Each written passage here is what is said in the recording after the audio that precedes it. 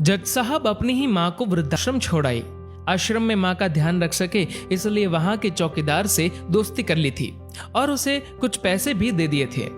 चौकीदार के पूछने पर जज साहब ने चौकीदार को अपने दिल की बात आंखों में आंसुओं के साथ बता दी कि घर में पत्नी है जो माँ के साथ बदतमीजी से पेश आती है और पत्नी के कहने पर दोनों बच्चों ने माँ से बात करनी ही बंद कर दी।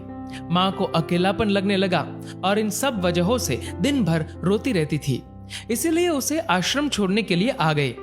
तो चौकीदार ने कहा, जज साहब आपके सामने सारे सबूत थे कि कौन सही और कौन गलत है, लेकिन अपनी ही माँ के साथ न्याय नहीं कर पाए तो औरों के साथ क्या न्याय करते होंगे आप।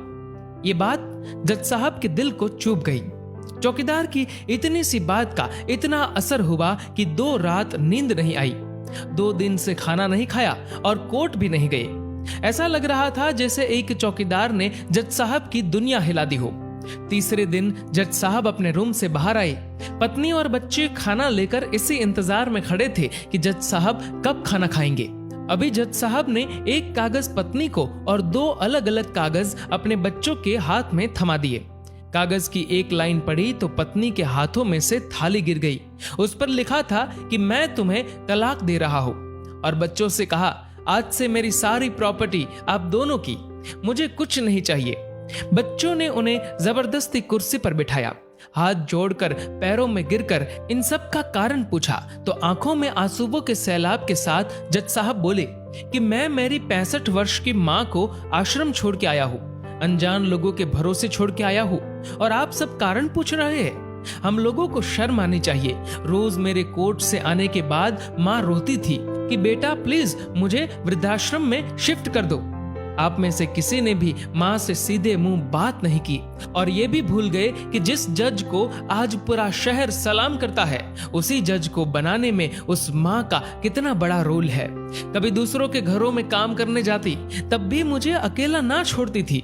ऐसी भगवान समान माँ को मैंने आश्रम में छोड़ दिया, और वो भी ऐसे लोगों के भरोसे जिन्हें ये तक नहीं पता कि माँ को क्या बीमारियां है। खुद को कोसते हुए जज साहब कहते हैं, दूसरों पर फैसले सुनाने वाला आज मैं खुद हार गया। मैं जज नहीं बल्कि गुनहगार हूँ, और मैंने जो गुनाह किया है वो शायद कानून तो माफ कर देगा, लेकिन ईश्वर के कोर्ट में वो कभी माफ नहीं होगा। ये कहते हुए जज साहब बोले कि अब मैं अपने पापों का प्रायश्चित करने जा रहा हूँ। मैंने अपना सब कुछ आप लोगों को सौंप दिया है, और अब अपनी माँ के साथ आश्रम में रहूंगा और उनकी सेवा करूंगा। पत्नी से जज साहब ने कहा कि याद रखना, आज तुमने उस माँ को आश्रम भिजवाया, तुम भी एक माँ हो, कल तुम्हें भी कोई आश्रम भेजेगी, तब तुम्हें मेरे इन शब्दों का अर्थ सही मायने में समझ आएगा। ये बोलकर जज साहब आश्रम के लिए चल दिए। आधी रात को चौकीदार भी जज साहब को देखकर चौंक गया। आश्रम के अंदर दाखिल हुए तो देखा माँ सो रही थी। करीब जाकर देखा तो पूरे परिवार की तस्वीर से लिपटकर रोते हुए माँ सो गई थी। आश्रम का प्रशासन भी जाग गया, क्योंकि पीछे पीछे पत्नी और बच्चे भी आ गए थे। उन्हें यह एहसास हो गया था कि उन्होंने क्या पाप किया है। तभी आश्रम की एक कर्मचारी बोली, हम इन्हें आपको नहीं सौंप सकते, क्या पता कल आप इन्हें मार दो तो।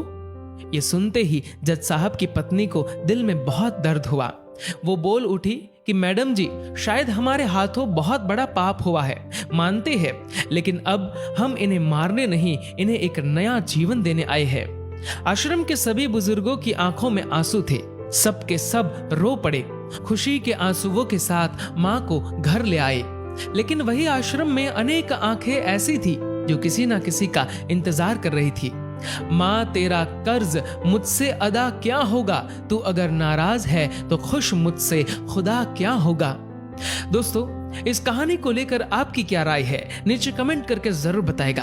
और दोस्तों, अगर आपको ये वीडियो पसंद आए तो इस वीडियो को लाइक करेगा और ज्यादा से ज्यादा लोगों तक शेयर करेगा। और ऐसे ही और भी इंस्पिरेशनल वीडियोस के लिए सब्सक्राइब करें हमारे यूट्यूब चैनल को और फेसबुक पर फॉलो करें हमारे पेज को। धन्यवाद।